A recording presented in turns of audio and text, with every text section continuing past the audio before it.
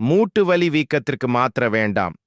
தினமும் காலையில் எந்திருக்கும் போது கை கால் ஜாயிண்ட் எல்லாமே வலியோட எந்திருக்கிறீங்களா?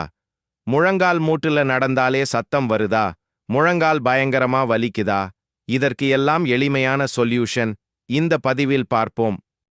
நமது மொத்த எடையையும் தாங்கி நிற்பது நம்முடைய கால்கள்தான். இந்த கால்களுக்கு ஓய்வின்றி அழுத்தம் கொடுத்து கொண்டே இருந்தால் அங்கு வலிக்கான தூண்டுதல்கள் உருவாகின்றன. ஒருவர் உயரத்திற்கு ஏற்ற எடையை கொண்டிருந்தால் அவர்களுக்கு எந்தவிதமான பிரச்சனையும் வருவதில்லை. ஆனால் உடல் பருமன் உடையவர்கள் நீண்ட நேரம் நின்று கொண்டிருந்தால் அவர்களுக்கு குதிகால் வலி, கணுக்கால் வலி, மூட்டு வலி போன்ற பிரச்சனைகள் தோன்ற ஆரம்பிக்கின்றன. இன்னைக்கு முழங்கால் மூட்டு வலி 40 வயசை தாண்டிச்சுனாலே கம்பல்சரி எல்லாருக்குமே இருக்குங்க. உடல்ல கால்சியம் டெபிசியன்சி இருக்கிற உங்களுக்கும் மூட்டு வலி வருவதற்கான வாய்ப்புகள் அதிகம். அதிலும் குறிப்பா பெண்களுக்கு பாத்தீங்கன்னா மெனபாஸ் ப்ரீடுக்கிற அப்புறம் உடல்ல இயல்பாவே கால்சியம் டெபிசியன்சி சில பெண்களுக்கு உண்டாக்குற வாய்ப்புகள் உண்டு. மூட்டு வலியை நிர்வகிக்கும் புளி பற்று எப்படி போடுவது? எலுமிச்சை அளவு புளியை எடுத்து 10 நிமிடங்கள் நீரில் ஊற வைத்து விடவும். பிறகு புளியை கரைத்து அவற்றில் மஞ்சள் தூள் கலந்து நன்றாக கொதிக்க விடவும். பிறகு அடுப்பை அணைத்து புளி கரைசல் இளஞ்சூடான பதத்துக்கு வரும் வரை வைத்திருந்து மூட்டுகளில் வலி இருக்கும் இடங்களில் பற்று போல் போடவும். இளஞ்சூடாக இருக்கட்டும். அதிக சூட்டில் போடக்கூடாது. பிறகு 30 நிமிடங்கள் வைத்திருந்து சுத்தம் செய்து குளிர்ந்த ஒத்தடம் கொடுக்கலாம். உடலில் கால்களில், கணுக்காலில், தோள்பட்டையில் என எங்கு வலி இருந்தாலும் இந்த பற்று தற்காலிகமாக வலியை குறைக்கும். மூட்டுவலி போக்கும் முடக்கத்தான் கீரை. நமது மூட்டுகளில் எங்கு யூரிக் ஆசிட் இருந்தாலும் அதை கரைத்து சிறுநீரகத்துக்கு எடுத்துச் சென்றுவிடும். இதுபோல் எடுத்துச் சென்று சிறுநீராக வெளியேற்றும் போது அது சோடியம் மற்றும் பொட்டாசியம் ஆகியவற்றை நம் உடலில் விட்டு செல்கிறது. முடக்கத்தான் கீரையை தோசை மாவில் கரைத்து தோசை செய்து சாப்பிடலாம். கீரையை கொதிக்க வைத்து உண்ணக்கூடாது. அதனுள் இருக்கும் மருத்துவ சத்துக்கள் கொதிக்க வைப்பதின் மூலம் அழிந்துவிடும். மழைக்காலங்களில் மட்டுமே இந்த கீரை கிடைக்கும். தமிழக கிராமங்களில் எல்லோர் வீட்டு கொல்லைப்புறத்திலும் இக்கீரை படர்ந்து கிடக்கும்.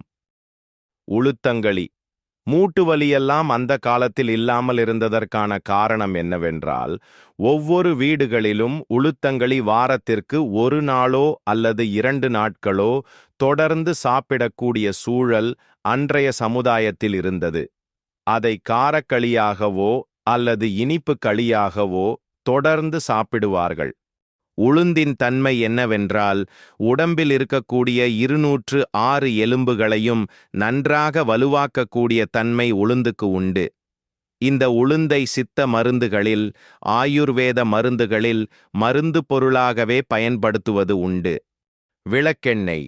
ஒரு இரும்பு வாணலியில் விளக்கெண்ணெய் விட்டு 2 ஸ்பூன் மஞ்சள் தூள் சேர்த்து நன்கு சூடானதும் அடுப்பை அணைத்து விடவும். பொறுக்கும் சூட்டில் இதனை கை கால் மூட்டுகளில் எங்கு வலி உள்ளதோ அப்பகுதியில் தடவி நன்கு தேய்த்து 5 நிமிடங்கள் மசாஜ் செய்ய வலி பறந்துவிடும். பிரண்டை.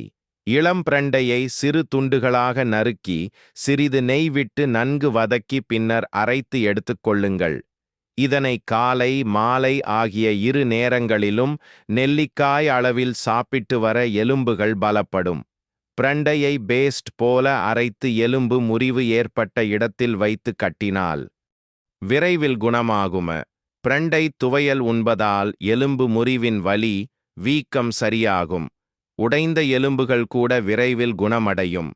Green tea. இலவங்கப்பட்டை, மஞ்சள், மிளகு, இஞ்சி, ஏலக்காய் இதனை கொண்டு தயாரிக்கும் டீ வலி, வீக்கத்தை குறைக்கும். 2 கப் தண்ணிய நல்லா கொதிக்க வச்சிடுங்க. அதுல 1 ஸ்பூன் அளவு கிரீன் டீ தூள், மஞ்சள் தூள் மற்றும் மிளகு தூள் தலா 1 முதல் 2 பிஞ்சுகள் சேர்க்கவும். இஞ்சி 10 கிராம் துருவி போடவும்.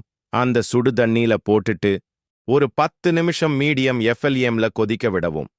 பிறகு 7 நிமிஷத்துக்கு அப்புறமா அதை வடிகட்டி ஒரு டம்ளர்ல எடுத்துட்டு அதுல ஒரு பாதி இளவு லெமன் புழிஞ்சுக்கோங்க. தேன் தேவைப்பட்டா ஒரு 1/2 ஸ்பூன். காலையில வெறு வயித்துல தான் இதை குடிக்கணும். தைலம்.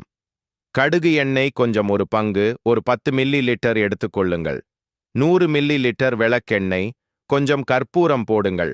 லேசா சூடு பண்ணுங்கள். அதை தடவுங்கள். சூப்பரா வலி கேட்கும். ஆனால் முழுசா கடுகெண்ணெய் பயன்படுத்தினா ஏறியும். இதையெல்லாம் சேர்ந்துதான் பயன்படுத்தணும். கடுகு எண்ணெய் கடையில சாதாரணமா கிடைக்கிறது. அதனால் அந்த தைலம் மேலால் லேசா தடவி மசாஜ் எல்லாம் செய்ய வேண்டியில்லை. அது தசை வலிக்கு, இடுப்பு வலி, இந்த மாதிரி விஷயத்துக்குத்தான். ப்ராப்ளம் உள்ள இருக்கு. உள்ளே இருப்பதால வெளியில் தடவும் என்பதால் ஒன்றும் பயனில்லை. மணல், தவிடு மற்றும் கல் உப்பு போன்றவற்றை சூடு செய்து கொடுக்கப்படும் ஒத்தடங்கள் அதிக அளவு நடைமுறையில் இருக்கக்கூடியவை. நொச்சி இலை, நுணா இலை போன்ற வலி நிவாரணி மூலிகைகளை பாத்திரத்தில் போட்டு சூடு செய்து அதை சுத்தமான காட்டன் துணியில் மூட்டையாக கட்டி ஈரமில்லாமல் சூடான முறையில் ஒத்தடம் கொடுக்கப்படுகிறது. பாதிப்பு ஏற்பட்டுள்ள இடத்தில் இரத்த ஓட்டத்தை சீர் செய்வதற்கும் அந்த இடத்தில் உள்ள வாயு, நீர் போன்றவற்றை அப்புறப்படுத்தவும் ஒத்தடங்கள் பெரிதும் உதவுகிறது. இதனால் தசைப்பிடிப்பு, தசைவலி, மூட்டு அழற்சி மற்றும் மூட்டுகளில் சேரக்கூடிய வாயு போன்றவற்றுக்கு நல்ல நிவாரணம் கிடைக்கிறது. எலும்பு சூப்பில் குளுக்கோசமைன், கான்ட்ராய்டின் மற்றும் அமினோ அமிலங்கள் நிறைந்துள்ளன. அவை எலும்பு வளர்ச்சியை பராமரிக்க உதவுகின்றன. எனவே எலும்பு குழம்பு உங்க மூட்டு வலிக்கு நிவாரணம் அளிக்க உதவி செய்யும். பார்லி அரிசி. உடலில் தேவையற்ற அல்லது நச்சு நீர் சேர்ந்திருந்தால் பார்லி அரிசியை வேக வைத்த நீரை வடிகட்டி குடித்து வந்தால் சிறிது சிறிதாக வீக்கம் வடியும். வெறுமனே பார்லியை மட்டும் வேக வைத்து உப்பு அல்லது இனிப்பு சேர்த்து அருந்தலாம். பார்லியுடன் இஞ்சி, பூண்டு, கிராம்பு, லவங்கப்பட்டை சேர்த்து கொதிக்க வைத்து வடிகட்டி சூடு ஆறியதும் எலுமிச்சைச் சாறு, தேன் கலந்து அருந்தினால் வீக்கம் குறைவதுடன் உடல் எடை குறைக்க நினைப்போர் இதை தொடர்ந்து அருந்தி பலன் பெறலாம். பயறு வகைகள்.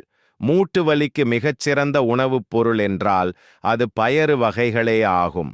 பாதாம், கருப்பு சுண்டல், வெள்ளை சுண்டல், உளுந்து, காராமணி, வேர்க்கடலை, கிட்னி பீன்ஸ், அவரைக்கட்டை, சோயா பீன்ஸ், பாசிப்பயிறு, கொள்ளு, நரிப்பயிறு, பிஸ்தா பருப்பு என அனைத்து வகை பயறுகளும் இதில் அடங்கும். இந்த பயறு வகைகளை இரவு ஊற வைத்து அடுத்த நாள் சுண்டல் செய்தோ, சாலட் வடிவிலோ, வெங்காயம், தக்காளி, வெள்ளரிக்காய், பச்சை மிளகாய் சேர்த்து அல்லது மற்ற காய்கறிகளுடன் சேர்த்தோ சாப்பிடலாம்.